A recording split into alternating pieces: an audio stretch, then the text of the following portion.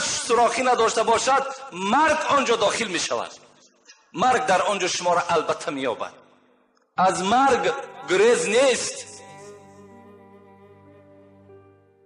در دیگر جای قرآن سوره جمعه خدا چی میگوید؟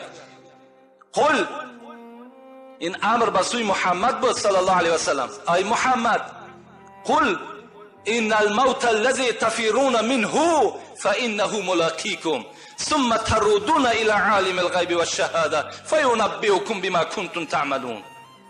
چی گفت محمد؟ گفت بر این مردمی که از مرگ میگریزند بگوشان. چی بگوشان؟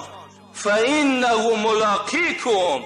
شما از مرگ میگریزین، هر جا که گریختین مرگ از پیش روی شما میبراید.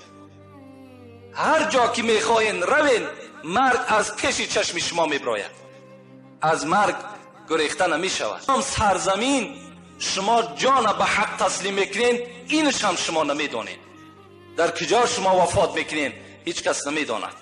تو نمیدانی که در خانه نزد فرزندات وفات میکنی، تو نمیدانی که در راه در سفر وفات میکنی، تو نمیدانی در یگان معرکه نان جان به حق تسلیم میکنی، تو نمیدانی که در راه یگان صدمه راه دچار میشه، این تو نمیدانی. کل موت آمد و گفت فلانی جوان، گفت عمرش چند باقی مانده است؟ گفت و یا عمرش، گفت بسیار طولانی است، بسیار دراز است. گفت چی مقدار دراز است؟ گفت اگر تا وقتی که همون جوان آمده در همون کرسی تو نشیند جان او را خدا قبض نمیکند. این ملائک میگه گفت الحال در کرسی من نشسته است. گفت نماینده های من خود جان او را قبض کردن. بین نماینده های من جان او را الحال قبض کردن. یعنی خداوند ببین که دعا میکنی خود بر جایی که مرگ لازم است به همون موضع میره، در همون جا جان تو را میگیرن. یک سحر از برنامه شارقه که 1 ساعت موعظه میکنن با زبان فارسی، در همونجا یک مرد یک عجیب حکایه کردن، اونم میخوام همین باعث موضوع ما و شماست. میگد این حادثه در من رخ داد. یک روز میگد من به طرف ریاض میگد بلیت سمالیات داشتم، خواستم که طرف پایتخت همون ریاض برم. در همین حالت میگد یک برادر قدردان داشتم نزد من آمد، گفت همین بلیتی که تو داری همین را بر بلیت من عوض کن، بلیت من 2 ساعت بعد است، من بسیار مشغولم، یک کار دارم که بی نهایت ضرور است، التماس همین را عوض کن. میگه آمده عوض کردیم، او کس در جای من رفت، من بلیتی او را خریدم. وقتی اونا پرواز کردن میگه در نیمه راه بودن که سمالیات چون ترکیش شید. بین سمالیاتی اونها گفت ترکیش شید. همین بلیتی که من در همون باید که پرواز میکردم همین آمد، آدم آمده از من زاره و تولاقتی همین بلیت از من خرید که من سراستیمتر هستم، من کار دارم، من مشغول هستم. مرگ بین چگونه میکشه انسانه. رفت میگه در بین ترکیش شد، اونا همگی همه هلاک شدند، من در قدرت خداوند باز هم تسلیم تر شدم. چه روز است روز مرگ ای آدمی زاد، چه روز است روز مرگ ای آدمی زاد، نسازی چون از آن روزی تبه یاد، چرا در غصه آن غم نسوزی که چشمی خود به سقف خانه دوزی، نفس در غرغره حال دیگرگون، تو دانی و خدا حال ای جگرخون، غمی جان خوردمی ای غفلت آهنگ، مزن در شیشه ایمان خود سنگ. حضرت مولوی میگوید دائما در یاد مرگ باشید، مرگ هیچگاه از پیش چشمتان دور نبینید. رسول اکرم حدیث را میگوید که خرج رسول الله صلی الله علیه و سلم الی المسجد، یک روز پیغمبر خدا به سوی مسجد میگه میرفت، فاذا قوم یتحدثون و یضحکون، نگاه کرد که همه امتش در قد راه یک جمعیت کلان شدند و چی مسئله را بلند بلند گپ میزنند و یضحکون میخندند. رسول اکرم میگن نزدیک شد، گفت اذکروا الموت. گفت ای مردم، گفت اینقدر بلند گپ میزنین، اینقدر بلند میخندین، اذکروا الموت، موت یاد کنین، مرگ یاد آوری کنین. اذکروا هازم اللذات، شما ذکر کنین، یادآوری کنین همان چیزی را که لذت نعمت ها را میشکند، یعنی الموت. موت بسیار ذکر کنین، شما نخندین. لو تعلمون ما اعلمو، در دوام چی گفتن پیغمبر؟ اگر گفتن شما ای قوم میدانستین آنی را که من میدانم، لبکیتم کثیرا لضحکتم قلیلا.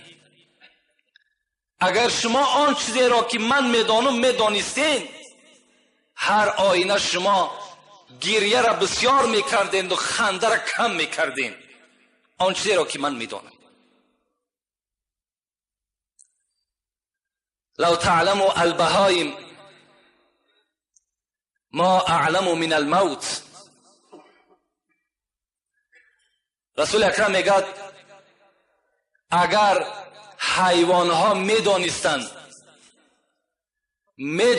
که مرگ چی هست، با آن منزله که فرزند انسان به مرگ شناس است میدانست با چی منزله هست، ما اکلتم منها لحما سمنا ابدا. پیغمبر خدا گفت اگر از مرگ آن چیزی را که شما میدانین حیوان ها میدانستند، شما از وجود این حیوان ها گوشت روغنی دار را نمیافتین. گوشتی که در او قبط روغن باشد، اون گوشت شما از تنه حیوان نمیافتین. در صورتی که اگر همین حیوان ها میدانستند که سختی مرگ چیست و مرگ چیست. لما خلق الله تعالى الموت حجبه الله من الخلائق بألف حجاب. صاحب دقایق از نام پیغمبر خدا روایت میکند، میگوید که وقتی که خداوند همین مرگ خلق کرد، این مرگ خودش مخلوق است. مثل چگونه ای که ملائکه ها را خدا خلق کرده است، مثل همین ملائکه ها را خلق کردنش همین مرگ هم خلق کرد. وقتی میگه خلقش کرد، پیداش کرد و او را میگه پس هزار پرده پنهانش کرد. و عظمته اکبر من السماوات والارضین. چنان میگه همین مرگ کلان بود، چنان کلان بود که حتی میگه زمین و آسمان کلانیش بر او برابر شده نمیتونست. همتا میگه خداوند یک مخلوق بی نهایت کلان خلقش کرد.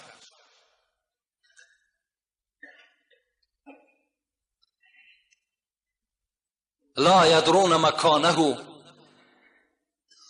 ولا یدرون ما هو فقط یسمعون صوته من کل حول.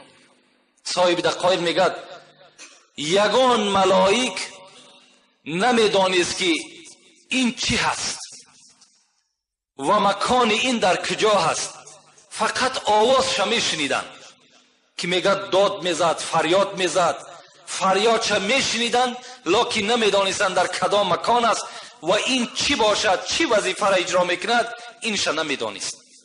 تا وقتی چی؟ تا وقتی که آدم خدا خلق نکرد.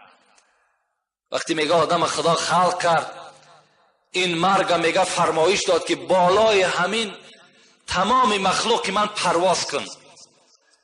وقتی میگه مرگ پرواز کرد، همه این ملائکه هایی که خلق شده بودن همگی میگه از هوش رفتن.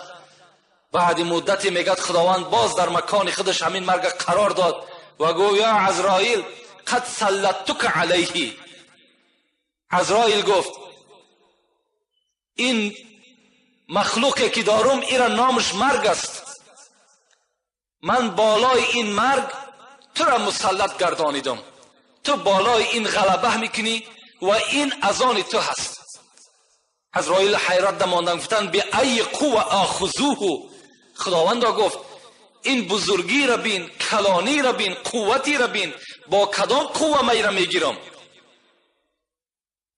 در نزد قدرت خداوند اینا که مخلوق خداوند که بدن هیچی نبود. گو عزرائیل گفت نزدیک بر او شو، او سکون میکند، او سکوت میکند، او به تو رام میشود.